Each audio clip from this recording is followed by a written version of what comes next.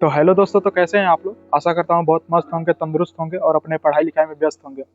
तो आज की वीडियो में हम लोग बात करेंगे कि जो भी स्टूडेंट जीकअप एंट्रेंस एग्जाम की तैयारी कर रहे हैं वो कैसे पढ़ाई करें, कैसे एंट्रेंस की तैयारी करें ताकि अच्छा खासा स्कोर करें और अपने ड्रीम कॉलेज में ड्रीम ब्रांच के साथ एडमिशन ले लें। इसमें हम लोग बात करेंगे कि पेपर का लेवल कैसा होता है, मैथ्स में कौन से इंपॉर्टेंट टॉपिक है जिससे ज़्यादा क्वेश्चंस आते हैं फिजिक्स में और केमिस्ट्री में, और साथ में ये भी बात करेंगे कि कौन से टॉपिक को पहले सॉल्व किया जाए। इन सारी चीज़ों पे मैं डिटेल में बात करूंगा। तो जो भी लोग चैनल पे नए होंगे चैनल को सब्सक्राइब कर दीजिएगा, नोटिफिकेशन को ऑन कर दीजिएगा ताकि ऐसी आने वाली वीडियो को जल्दी से जल्दी आप देख पाएँ। तो बिना देरी करते हुए चलिए वीडियो को शुरू करते हैं। तो सबसे पहले हम लोग बात करते हैं कि पेपर का लेवल कैसा होता है। तो पेपर का लेवल बहुत इजी और बहुत हार्ड भी नहीं होता है, मीडियम टाइप में होता है, जिससे आप अगर डेली प्रैक्टिस कर रहे हैं तो डेफिनेटली आपका एक अच्छा खासा रैंक आएगा और अच्छे खासे कॉलेज में एडमिशन हो जाएगा। एक उदाहरण के मदद से मैं समझाऊं तो जैसे आपको एक क्वेश्चन आ गया जो कि सभी लोग कर लेंगे।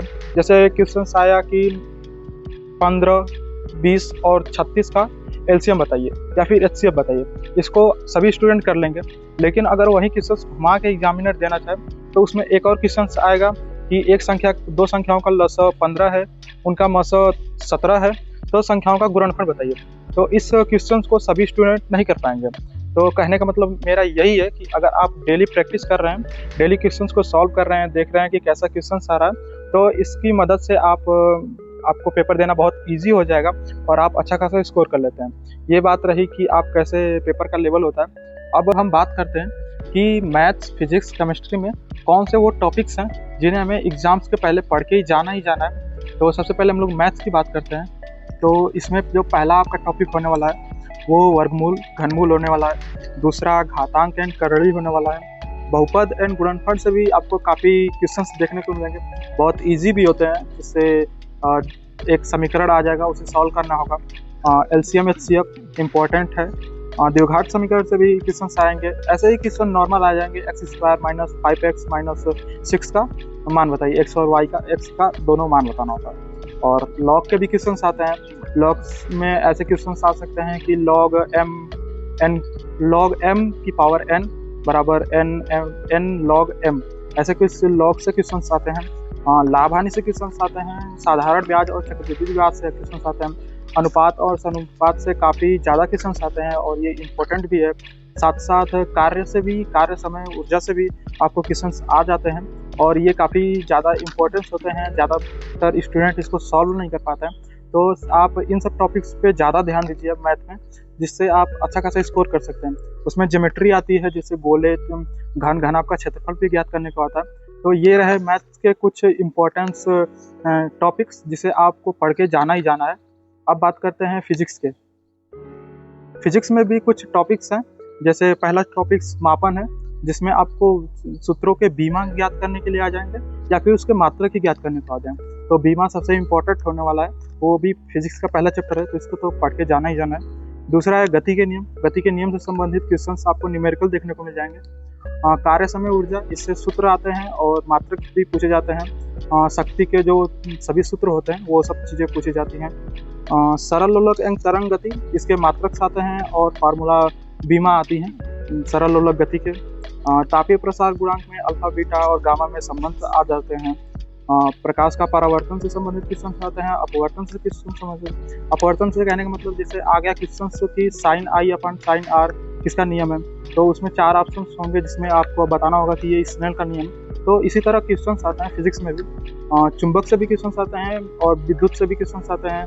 ओम्स के नियम पे क्वेश्चन आ जाएंगे जिसमें आपको रेजिस्टेंस ज्ञात करना होता है। तो ये रहे फिजिक्स के कुछ इंपॉर्टेंट टॉपिक जिससे आपको पढ़ के जाना ही जाना है। अब हम लोग बात करते हैं केमिस्ट्री की। तो केमिस्ट्री में भी कुछ टॉपिक्स हैं। जैसे पहला टॉपिक्स है द्रव्य रासायनिक संयोग के नियम। इसमें आपको 5 जो नियम होते हैं वो किस सत्र में बने हैं और ये किसका नियम है ये आपको बताना पड़ेगा। जैसे द्रव्यमान संरक्षण, ये किसका नियम है, तो आपको उसमें 4 ऑप्शन दिए होंगे और उसको आप लोग बताना है। तो आप उसमें ये भी ऑप्शन होगा, ये ऊर्जा संरक्षण का नियम है। इस तरह के क्वेश्चन आएंगे। संयोजकता से क्वेश्चन आ जाएंगे। अम्ल, क्षार, लवण, ये काफ़ी इंपॉर्टेंट है। इसमें आपको दे दिया जाएगा कि इसमें से कौन ज़्यादा अम्लीय है, कौन ज़्यादा क्षारीय है, ऐसे कुछ क्वेश्चन देखने को मिलेंगे। विलियम से क्वेश्चन आते ही आते हैं, जिसमें आपको न्यूमेरिकल सॉल्व करने को मिलेगा और उसमें मोलरता एंड मोललता से काफ़ी ज़्यादा इंपॉर्टेंस होते हैं, उसको आप देख लीजिएगा। धातु अधातु से आते हैं, कौन सा इसमें धातु है कौन सा इसमें अधातु है। ईंधन से भी क्वेश्चन आते हैं, कार्बनिक यौगिक के नामकरण, जैसे कि C2H4 का रासायनिक नाम बताइए। तो आपको ऐसे IUPAC नाम भी याद करना पड़ेगा और आपको इसको टॉपिक्स को देखना, एक बार देख लीजिएगा, ईजी है, बहुत ज़्यादा कठिन भी नहीं है। और उसमें तत्वों के पहचान करने के लिए आ जाएंगे, कौन सा धातु है कौन सा नहीं। इसमें एक और क्वेश्चन आ जाते हैं ऐसे कि सोडियम, मैग्नीशियम और पोटेशियम में कौन सी किसकी त्रिज्या बड़ी है, जो कि आपको परमाणु संरचना में देखने को मिलता है। तो ये रहे फिजिक्स, केमिस्ट्री और मैथ से जो इम्पोर्टेंट टॉपिक्स हैं। सारे टॉपिक्स को पढ़ के जाइएगा, पर इन टॉपिक्स को आप हाईलाइट कर सकते हैं, इनको आपको छोड़ के जाना नहीं है, क्योंकि इससे क्वेश्चंस आपकी काफ़ी अच्छे खासे देखने को मिलते हैं एग्जाम में। मैं अपने पर्सनल एक्सपीरियंस से ही बता रहा हूँ। अब नेक्स्ट बात करते हैं। जैसा कि आपको पता ही होगा कि पेपर कंप्यूटर बेस्ड होता है और 3 घंटे का होता है। तो अब बात आती है कि पेपर में टाइम मैनेजमेंट कैसे करें। 3 घंटे में आपको 3 सब्जेक्ट के क्वेश्चन देखने को मिलते हैं। तो आपको पता होगा कि मैथ्स में आपके 50 क्वेश्चंस आते हैं। तो आपको 50 क्वेश्चंस आते हैं, तो सबसे ज़्यादा वो क्वेश्चंस होते हैं और वो मैथ काफ़ी टाइम लेता है। तो सबसे पहले आपको कोशिश करना है कि मैं मैथ को जितनी जल्दी हो सके उतनी जल्दी निपटा दूँ।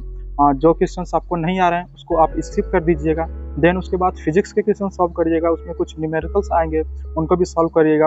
एंड उसके बाद लास्ट में केमिस्ट्री को रखिएगा। केमिस्ट्री में जो न्यूमेरिकल्स होते हैं वो काफ़ी थोड़े कैलकुलेशन बेस्ड होते हैं, तो उसको सबसे पहले आप सॉल्व करने की कोशिश करिएगा। और सबसे पहले यही रहा मैथ्स, फिजिक्स और केमिस्ट्री। लास्ट में हम लोग बात करते हैं कि अगर आपको क्वेश्चंस आ ही नहीं रहा है तो मैं क्या करूं, क्योंकि उसमें नेगेटिव मार्किंग तो होती नहीं है। तो आप अपने में एक्सपीरियंस से बता रहा हूं कि अगर आपको कोई भी क्वेश्चंस नहीं आ रहा है, उसमें 4 ऑप्शन दिए रहते हैं, तो आप उसमें से ऑप्शन सी या फिर डी टिक कर सकते हैं, क्योंकि ज़्यादातर क्वेश्चंस के यही ऑप्शन सही होते हैं।